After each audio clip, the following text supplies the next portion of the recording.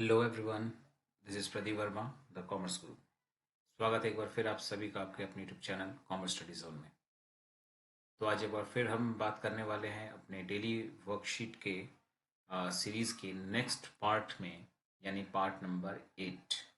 तो आज हम फिर एक बार अकाउंटेंसी और बिजनेस स्टडीज में 10 मार्क्स के वर्कशीट को डिस्कस करेंगे और साथ ही साथ उसके आंसर्स विद प्रॉपर एक्सप्लेनेशन पे बातचीत हम करेंगे। तो आइए स्टार्ट करते हैं आज का ये वीडियो।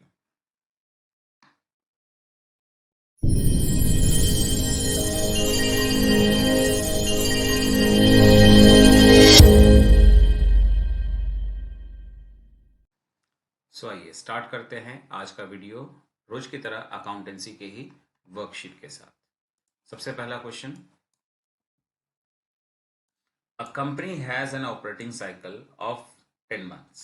अभी पहले तो आपको जानना होगा ऑपरेटिंग साइकिल क्या होता है। ऑपरेटिंग साइकिल का मतलब होता है कि जब एक मैन्युफैक्चरिंग कंपनी अपने रॉ मटेरियल्स को खरीदने से लेकर के उसको फिनिश्ड गुड्स में कन्वर्ट करती है एंड देन जो उनसे कलेक्शन होना होता है डेटर्स और बिल रिसीवेबल से, उन पूरे प्रोसेस में जितना समय लगता है that is called operating cycle. और ये एक बड़ा फैक्टर होता है जानने के लिए कि इसके हिसाब से कंपनी का कोई पर्टिकुलर चीज एक करंट एसेट्स है या फिर एक करंट लायबिलिटीज, ये जानने के लिए भी वो बहुत वाइटल होता है। ठीक है ना। तो ये फिलहाल 10 मंथ्स का है एंड इट एक minute, it has trade receivable amounting to ₹3 lakh. तो साथ साथ कंपनी के ट्रेड रिसीवेबल की वैल्यू बताई गई है जो कि है 3 lakh, out of which ₹1,80,000 have a maturity period of 11 months. तो वैसे तो देखिए ट्रेड रिसीवेबल होता तो करंट एसेट्स ही है, लेकिन क्योंकि यहाँ ऑपरेटिंग साइकिल को देखकर कंपेयर करवाया गया है तो आपको इसके पहले कि कुछ भी कहना हो कि वो करंट है कि नॉन करंट, आप सबसे पहले ऑपरेटिंग साइकिल को उसमें कंक्लूड करेंगे, तब जाकर आप बता पाएंगे। फिलहाल पूछा है कि how would this information be presented in balance sheet. Balance sheet में आप कैसे दिखाएंगे, और ऑप्शंस भी एक बार देख लेते हैं, फिर मैं बात करता हूँ फुल एक्सप्लेनेशन की। 1,20,000 को दिखाएंगे आप करंट एसेट्स के तौर पर और रेस्ट 1,80,000 को नॉन करंट। ये है पहला चॉइस आपका। सेकंड है 1,80,000 को करंट एसेट्स आपका हो गए और 1,20,000 को नॉन करंट। तीसरा है कि 3 लाख रुपए पूरा नॉन करंट एसेट्स और चौथा है कि 3 लाख रुपए को करंट एसेट्स। ना जैसा मैंने कहा कि करंट है कि नॉन करंट, ये सिर्फ और सिर्फ टाइम ड्यूरेशन पर डिपेंड नहीं करता। अगर आपके सामने ऑपरेटिंग साइकिल भी है तो आपको उसे भी एज कंसिडरेशन फैक्टर को मानकर चलना ही पड़ेगा।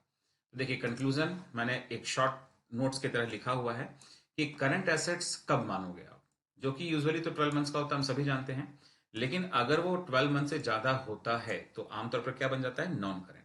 लेकिन अगर वो 12 मंथ से ज्यादा है तब भी उसको हम करंट एसेट्स मानेंगे अगर वो लाई करता है with in the operating cycle. यानी मान लीजिए किसी कंपनी का ऑपरेटिंग साइकिल है 15 मंथ्स का, अगर 15 मंथ्स के ऑपरेटिंग साइकिल के तक अगर किसी एसेट्स का कलेक्शन होना है तब वो करंट ही माना जाएगा, क्योंकि वो ऑपरेटिंग साइकिल के अंडर आ रहा है। लेकिन अगर उसका ड्यूरेशन 15 की जगह 16 महीना हो जाता है तब वो बन जाएगा नॉन करंट। और अगर हम दूसरे केस में मान लेते हैं, जैसे अभी इस क्वेश्चन का है कि 10 मंथ्स का हमारा ऑपरेटिंग साइकिल है, 10 मंथ से ज्यादा तो हो रहा है, 11 मंथ्स क्योंकि बोला गया है ना। लेकिन ऐसे केस में वो अभी भी 12 महीने के ही अंदर है और 12 महीने का मतलब ही है कि करंट एसेट्स या करंट लायबिलिटीज का डेडलाइन।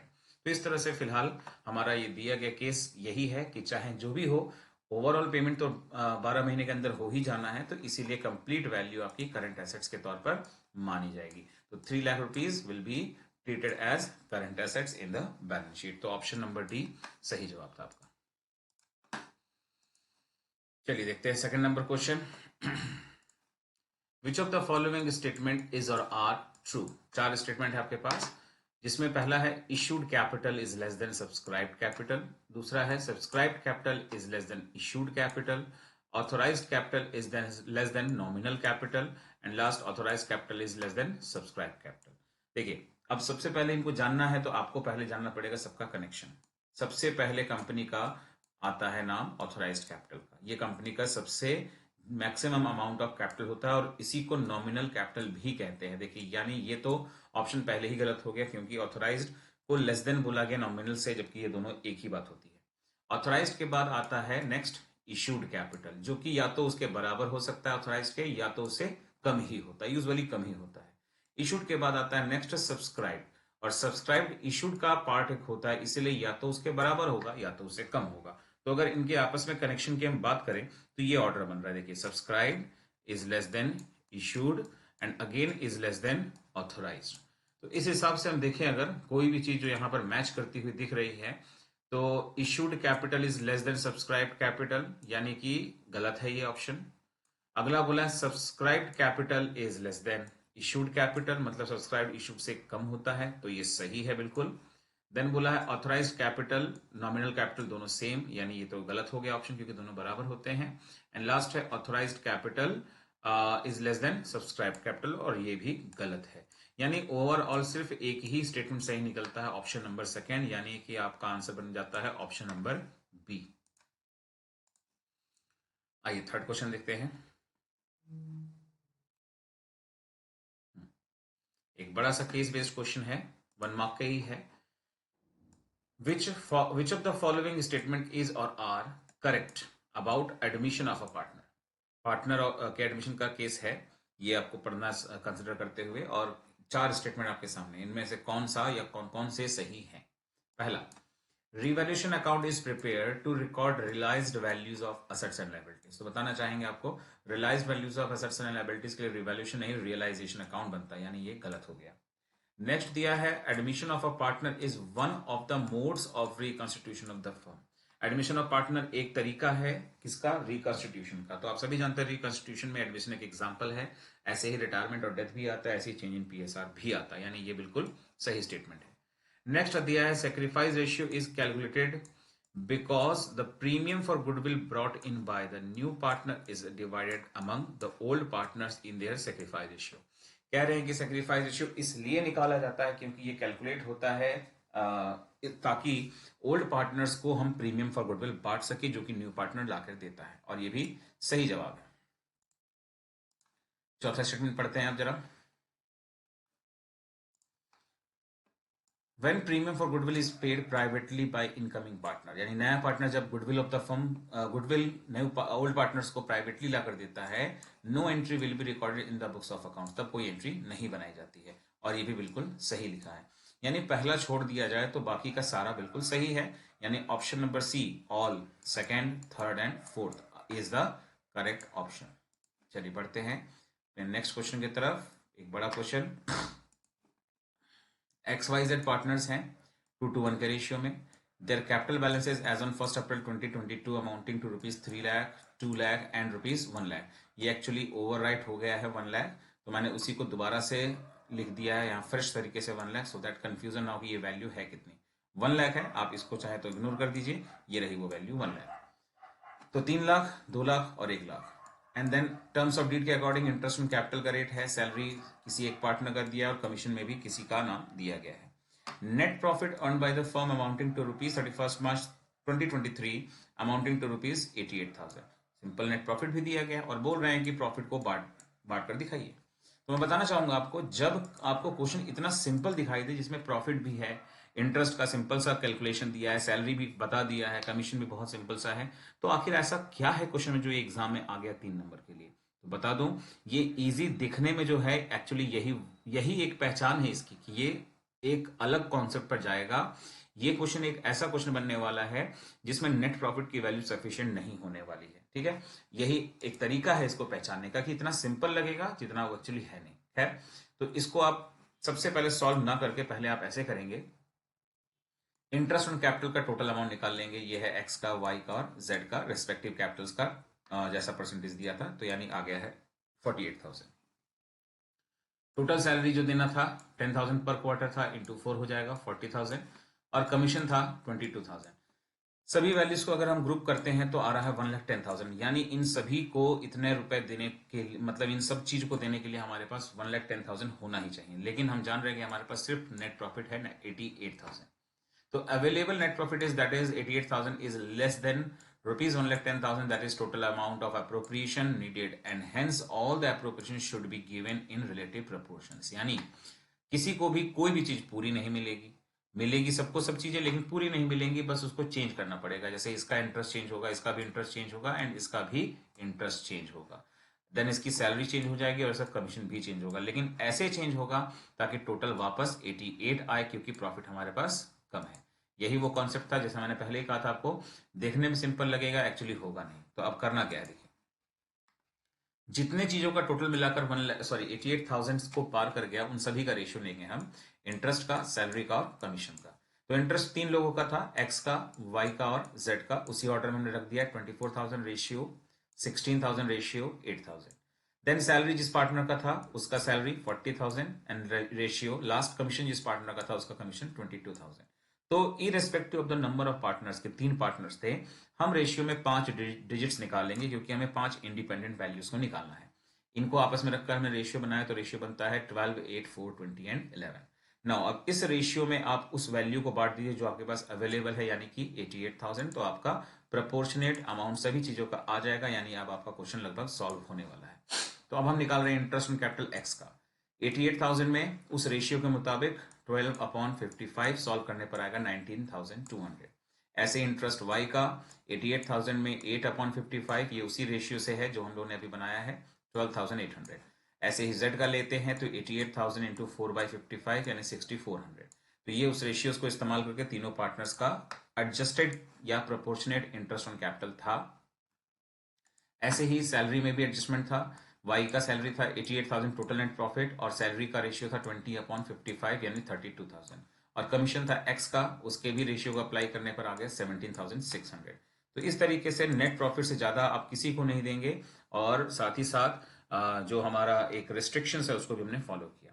तो एक तरीका तो ये था कि आप इस सभी कैलकुलेशन को ऐसे ही करके दिखा दें, क्योंकि क्वेश्चन में कुछ बनाने को नहीं कहा था, बस प्रॉफिट को बांट कर दिखाने को कहा था। या फिर आप चाहें तो जैसे होता है नॉर्मली कि प्रॉफिट बांटना मतलब एप्रोप्रिएशन बनाना है, तो आप एप्रोप्रिएशन अकाउंट बनाइए, by profit and loss net profit लिख दीजिए, और जो हमने वैल्यूज को रीएडजस्ट किया, इंटरेस्ट ऑन कैपिटल था तो 24, लेकिन हमने रीएडजस्ट करके इतना लिखा। ऐसी तरह से वाई और जेड का, और सैलरी वाई का भी था तो 40,000, लेकिन प्रपोर्शन करके बना 32,000, और कमीशन एक्स का 17,600। इस तरह से सबका टोटल मिलाएंगे तो 88,000 ही आएगा, यानी ना प्रॉफिट बचेगा और ना ही लॉस। और मार्किंग स्कीम की बात करें तो 1 marks for correct interest on capital तीनों का, और ऐसे ही 1 mark for Y salary correct, and ऐसे ही कमीशन एक्स का करेक्ट हुआ तो 1 मार्क्स। इस तरह से आपको 3 नंबर पूरे मिल जाते हैं। तो ये था हमारा एक बहुत ही इंपॉर्टेंट, दिखने में बहुत ही सिंपल सा क्वेश्चन फंडामेंटल से। चलिए आते हैं लास्ट क्वेश्चन की तरफ। पी क्यू आर पार्टनर्स थे in equal ratio, they have decided to change the ratio in 2:1:2। तो एक चेंज इन पीएसआर का ये क्वेश्चन बन जाता है, और जिसमें ज्यादा कुछ होता नहीं है, लेकिन एक इंपॉर्टेंट टॉपिक तो है ही आपके एग्जाम के लिए। For this purpose goodwill of the firm was valued at 3 years purchase of average profit of last 5 years। तो 5 साल के प्रॉफिट का एवरेज लेना है और परचेज ईयर 3 मान करके गुडविल निकालना है। At the time of change in PSR there was a balance of ₹60,000 in their reserve account. Partners do not want to distribute the amount of reserve, और इस रिजर्व को बांटना नहीं चाहते। अगर वो बांटना चाहते तो जो ओल्ड रेशियो था यानी इक्वल, बस उसमें डायरेक्टली हम बांट देते, बात खत्म हो जाती। Profit and loss account for last 5 years, उसका डिटेल आपके सामने है 5 साल का। मैं थोड़ा स्क्रॉल डाउन करके आपको दिखा देना चाहूंगा। देखिए ये रहा 31 March 22, 21, 20, 19 एंड रेस्पेक्टिवली 18। वैल्यूज हैं 320, 240, 260 and then loss 120 and last 2 lakh का प्रॉफिट है, और बोला गया है necessary entry for the above. तो एक सिंपल सा क्वेश्चन है, लेकिन बहुत इंपॉर्टेंट है, इसलिए मैंने इसको रखा आज के इस वर्कशीट में। तो देखिए सबसे पहले ये आपकी मर्जी, आप शुरुआत कहाँ से करना चाहते हैं। मैंने जहां से ठीक लगा मैंने शुरुआत कर दिया, वो था गुडविल वैल्यूएशन का मेथड, क्योंकि क्वेश्चन में सबसे पहले मुझे वही कैलकुलेशन ज्यादा वाइटल दिखाई दिया। खैर goodwill is equal to formula जो यहाँ बोला है वो है average profit into number of purchase year, जो कि 3 था परचेज ईयर, लेकिन एवरेज प्रॉफिट फिलहाल हमको नहीं पता, तो थोड़ा स्पेस हमने छोड़ दिया, एंड देन एवरेज प्रॉफिट का डेटा लगा दिया हमने 1, 2, 3, 4 एंड 5 सभी ईयर्स का प्रॉफिट या लॉस डिवाइड बाई 5। टोटल बनेगा 9 लाख डिवाइड बाई 5, यानी कि 1,80,000 is the amount of average profit. Now average profit आ गया, जिसको हम यहाँ पुट कर सकते हैं, और मल्टीप्लाई बाय 3 करेंगे तो गुडविल आ जाएगा आपका 5,40,000। अगर आपने इतना सब कुछ सही कर लिया है तो आपको 1.5 मार्क्स यहाँ आप अपने आप को दे सकते हैं, सो दैट कि आपका क्वेश्चन लगभग आधा हो चुका है। नेक्स्ट हिस्सा जिसको आप चाहे तो सबसे पहले भी कर सकते थे, यानी ओल्ड और न्यू रेशियो का इफेक्ट, जिसको हम नेट इफेक्ट कहते हैं या सेक्रीफाइस रेशियो भी कहते हैं। Old ratio minus new ratio, P Q और आर। ओल्ड रेशियो था इक्वल यानी 1/3, 1/3 एंड 1/3, माइनस न्यू रेशियो था 2, 1, 2। नाउ इसको सॉल्व जैसे करना चाहिए कर लिया आपने, आएगा माइनस में 1/15 यानी कि गेन, और गेन मतलब होता है डेबिट करना। नेक्स्ट को हम सॉल्व करते हैं तो आता है प्लस में 2/15 यानी कि सेक्रीफाइस, और जो कि होता है क्रेडिट, और लास्ट वाले का भी माइनस में आ रहा है यानी कि गेन मतलब कि डेबिट। तो ये भी अगर आपने इफेक्ट सही तरीके से निकाल लिया तीनों का तो 1 मार्क यहां भी आपको मिल जाता है। मैं देखिए रोज आपको ये स्टेप्स इसलिए बताता हूं कहां पे कितने नंबर मिलेंगे या कटेंगे, ताकि आप समझ सके कि अकाउंटेंसी में स्टेप चेकिंग होती है, स्टेप मार्किंग होती है, और आपको इजीली पासिंग मार्क्स मिल सकते हैं अगर आप सारे स्टेप्स फॉलो करते हैं तो। नेक्स्ट है कि एडजस्टमेंट एंट्री बनानी है दो चीजों के लिए, एक तो गुडविल के लिए और एक रिजर्व भी पार्टनर्स बांटना नहीं चाहते उसके लिए। तो गुडविल में रिजर्व जोड़ लोगे आप और दोनों मिलाने से बन जाता है 6 लाख। तो 6 लाख रुपीज को यूज करेंगे और एंट्री बनाएंगे हम। जैसा हमने देखा था पी और आर गेन कर रहे थे यानी ये दोनों लोग डेबिट होने वाले हैं, और उसके अलावा क्यू ने सेक्रीफाइस किया था तो ये क्रेडिट रह गया। अमाउंट कितना होगा, तो P का फ्रैक्शन ऑफ गेन आया था 1/15, और जिस वैल्यू को हम यूज करने वाले हैं वो है ये वाला अमाउंट 6 लाख, तो इस तरह से आएगा 40,000। सेम R में भी 40,000, और Q में था 2/15 का सेक्रीफाइस यानी कि आएगा 80,000। तो इस तरह से एंट्री बन गई लास्ट, और इसका माइफिकेशन है half marks for correct entry, मतलब अगर आपने ये नाम एग्जैक्टली डेबिट क्रेडिट किए हैं तो, और एक नंबर करेक्ट अमाउंट के लिए यानी ये 40,000, 40 और 80,000 को सही आपने लिखा तो एक नंबर और। यानी अगर आपका ये अमाउंट सॉरी एंट्री सही है बट अमाउंट गलत है तो आप सिर्फ आधा नंबर ही देंगे खुद को, ठीक है। तो इस तरीके से हमने आज अकाउंटेंसी का वर्कशीट पूरा कर लिया है। तो आइए एक बार रिकैप करके देख लेते हैं कि आज हमने किस किस चैप्टर को यहाँ पर कवर अप किया। चेंज इन पीएसआर का एक इंपॉर्टेंट टॉपिक कवर हुआ है फुल मार्क्स के लिए, 4 नंबर के लिए। देन हमने फंडामेंटल ऑफ पार्टनरशिप का एक बेसिक क्वेश्चन लेकिन बहुत ही वाइटल था, और जिसको पिक करना थोड़ा मुश्किल होता है एग्जाम में, लेकिन सॉल्व करने के लिए बहुत जरूरी है कि एग्जाम में उसको पता लगा सके ताकि हमारा एकदम सही हो सके। और ये था चार्ज विद एप्रोप्रिएशन का टॉपिक। अगला है हमारा एक एडमिशन ऑफ पार्टनर्स का थ्योरी, जिसमें कि हम न्यूमेरिकल को ही एक्चुअली यूज कर रहे थे लेकिन थ्योरी कवर किया हमने, और वो था एडमिशन ऑफ पार्टनर्स में एक पार्टनर के एडमिशन के समय के सारे टर्म्स एंड कंडीशन। फिर हमने शेयर्स के चैप्टर से शेयर्स के प्रेजेंटेशन का एक थ्योरी तैयार किया, और साथ ही साथ हमने पार्ट बी से फाइनेंशियल स्टेटमेंट ऑफ कंपनी जो पहला चैप्टर है वहां से हमने ऑपरेटिंग साइकिल के कॉन्सेप्ट को रिवाइज करते हुए करंट और नॉन करंट में फर्क करना सीखा। अब आते हैं अपने नेक्स्ट वर्कशीट बिजनेस स्टडीज पर। देखिए पहला question, green limited is an enterprise selling TV sets. They have decided to buy LED screens only from vendors using Japanese technique of manufacturing. तो ग्रीन लिमिटेड एंटरप्राइज जो है वो TV sets बेचती है, और उन्होंने डिसाइड किया कि वो सिर्फ एलईडी स्क्रीन को खरीदेंगी कहां से, जहां उसी वेंडर से जो जापानीज टेक्निक को फॉलो करके उसे मैन्युफैक्चर करते हैं। And this is related to which type of plan. तो टाइप ऑफ प्लान जितने भी आप जानते हैं उनमें से कौन सा है, ऑब्जेक्टिव्स बिल्कुल नहीं है, पॉलिसी ये इसका सही जवाब है, स्ट्रेटेजी नहीं है, एंड रूल भी ये नहीं है। करेक्ट आंसर है आपका ऑप्शन नंबर बी यानी पॉलिसी। चलिए आइए देखते हैं अब अगला next question, question number 2। Our assets walk out of the door each evening. हर शाम को हमारे डोर से, हमारे दरवाजे से हमारे एसेट्स जाते हैं बाहर।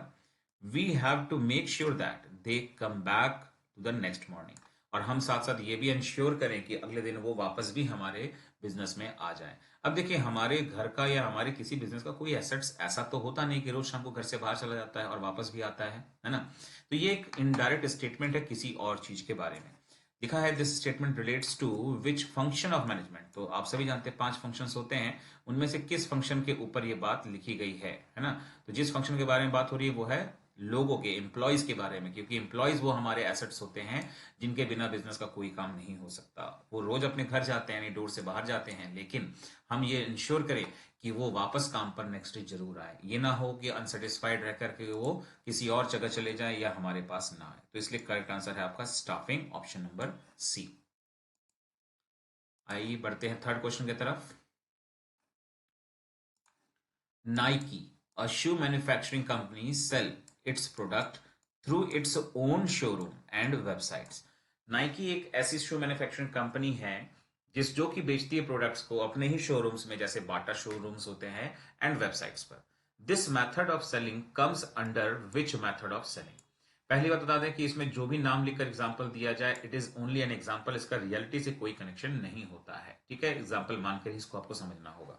तो ये कौन सा हमारा मेथड ऑफ सेलिंग है? 0 level channel, 1 level channel, 2 level channel and 3 level, यानी ऑप्शंस में आपको चैनल ऑफ डिस्ट्रीब्यूशन दिखाया गया है, जो कि मार्केटिंग चैप्टर के डिस्ट्रीब्यूशन के चेन का एक हिस्सा है। और जिस चीज को यहां हम बात कर रहे हैं, यहां पर कोई मीडिएटर नहीं है, बाय मींस कोई होलसेलर नहीं है, कोई रिटेलर्स नहीं है, तो इसका मतलब ये हो जाता है आपका 0 लेवल, यानी डायरेक्ट मैन्युफैक्चरर ही बेच रहे हैं किसको? अपने कस्टमर्स को। तो ये ही मीनिंग होती है 0 लेवल चैनल्स की। चलिए अब आते हैं बड़े क्वेश्चन की तरफ। The size of assets, the profitability and competitive are affected by one of the financial decision, state that decision which is highlighted। तो इस केस में छोटी सी बात लिखी गई थी, साइज ऑफ एसेट्स है, प्रॉफिटेबिलिटी एंड कॉम्पिटिटिवनेस है, ये सब किसी फाइनेंशियल डिसीजन से असर पड़ते हैं, वो कौन सा डिसीजन है? और बताया, पूछा गया कि और एक्सप्लेन करिए कोई 2 फैक्टर्स जो इसको अफेक्ट डालते हैं। चलिए आइए आंसर पर बात करते हैं जरा with the help of worksheet. तो जिस डिसीजन की वहां बात की थी, आप सभी जानते हैं तीन डिसीजन होते हैं फाइनेंशियल डिसीजन के अंतर्गत। एक है इन्वेस्टमेंट डिसीजन, एक है फाइनेंसिंग डिसीजन और एक है डिविडेंड डिसीजन। तो जो यहाँ पर डिस्कशन में लाया गया था वो है इन्वेस्टमेंट डिसीजन। तो 1 नंबर आपको इसको सही पहचानने पर मिल जाते हैं। रेस्ट 2 मार्क्स हमेशा की तरह, half marks for heading and half marks for explanation. और जिसकी हम बात यहाँ कर रहे हैं वो है इन्वेस्टमेंट डिसीजन यानी कैपिटल बजटिंग, और इसमें फैक्टर्स अफेक्टिंग ज्यादा नहीं, 3 ही है, और वो ये सामने है आपके, कोई 2 आपको चुनकर एक्सप्लेन कर देना है। Cash flow of the project, return on investment and investment criteria. तो एक्सप्लेनेशन वाले हिस्से को रोज मैं दोहराता रहता हूँ कि आप लोग खुद से ही असेसमेंट करेंगे उसका बुक्स देख करके।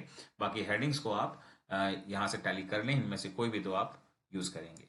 तो करेक्ट हेडिंग पर हाफ एंड करेक्ट एक्सप्लेनेशन पर रिमेनिंग हाफ, मिलाकर 2 टोटल है हेडिंग्स, यानी 2 नंबर आपको यहां मिल जाते हैं। चलिए बढ़ते हैं फटाफट अपने लास्ट क्वेश्चन की तरफ। Identify and explain.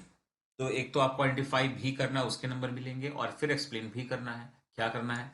Principles of management. Principles of management का मतलब फ्यूल के principles, which is violated in the following situations. 4 situation आपके सामने हैं, इनमें कोई ना कोई प्रिंसिपल है फ्यूल का जो कि वायलेट होता हुआ दिखेगा आपको, वो नाम पहचानना है प्रिंसिपल का, एंड देन उसका फिर फर्दर एक्सप्लेनेशन भी करना है।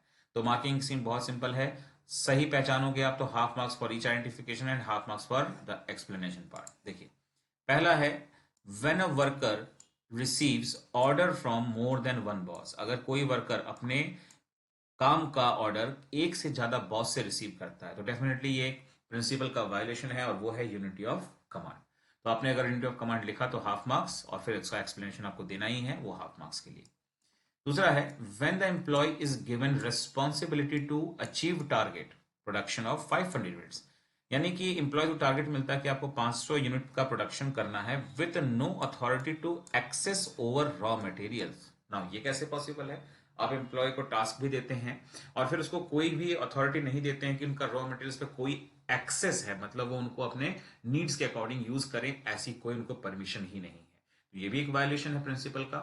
जिस प्रिंसिपल का यहाँ वायलेशन हो रहा है वो कौन सा प्रिंसिपल है? तो वो है अथॉरिटी एंड रेस्पॉन्सिबिलिटी। और फेल कहते हैं कि अथॉरिटी एंड रिस्पॉन्सिबिलिटीज काम के हिसाब से बराबर होने ही चाहिए। थर्ड है when worker is wasting time in search of tool box in the organisation. यानी हमारे ऑर्गेनाइजेशन में टूल बॉक्स कहाँ है उसको एग्जैक्टली नहीं पता, या फिर पता किसी को नहीं होता, वो यहाँ वहां सर्च करने पे अपना प्रीसियस टाइम वेस्ट कर रहा है या वर्कर्स कर रहे हैं। ये भी वायलेशन है किसी प्रिंसिपल का, और वो है प्रिंसिपल ऑफ ऑर्डर। लास्ट है when manager grants 1 month medical leave to a supervisor with pay and only 1 week medical leave to accountant. तो देखिए एक अकाउंटेंट है उसको सिर्फ 1 week का मेडिकल लीव, और जबकि एक सुपरवाइजर है तो उसको 1 महीने का मेडिकल लीव विथ पे दिया जा रहा है। तो इन्हें 2 लोगों को अलग अलग तरीके का ट्रीटमेंट मिल रहा है। दैट शोज कि यहाँ पर प्रिंसिपल ऑफ इक्विटी या इक्वालिटी का वायोलेशन हुआ है। तो ये रहा आपके answers, unity of command, authority and responsibilities, order and equity. Half marks for correct identification and half marks for explanation. तो इस तरीके से हमने बीएसटी का भी आज वर्कशीट पूरा कर लिया है। चलिए देखते हैं कौन कौन से चैप्टर कवर हुए हैं। प्रिंसिपल्स ऑफ मैनेजमेंट 4 नंबर के लिए कवर हुआ, 4 अलग अलग प्रिंसिपल्स पर बात हुई है। देन हमने बात किया है फाइनेंशियल मैनेजमेंट के चैप्टर से factor affecting of capital budgeting या फिर इन्वेस्टमेंट डिसीजन। फिर मार्केटिंग के चैप्टर से लेवल्स ऑफ डिस्ट्रीब्यूशन को हमने यहाँ पे एक केस में देखा। फिर स्टाफिंग की मीनिंग को आइडेंटिफाई करने के लिए केस देखा, और टाइप ऑफ प्लान पर भी हमने आज बात की है। तो इस तरीके से 5 अलग अलग चैप्टर्स पर आज हमने वर्कआउट किया है, और आज का वीडियो यहीं पर खत्म होता है। उम्मीद करते हैं कि आपके प्रिपरेशन में काफी हेल्प मिली हो। अगर आपको वीडियो अच्छा लगा तो लाइक करें, फीडबैक्स कमेंट सेक्शन में दें, और चैनल पर नए हैं तो सब्सक्राइब जरूर करें। मिलते हैं नेक्स्ट वीडियो में, तब तक के लिए टेक केयर है, बाय बाय।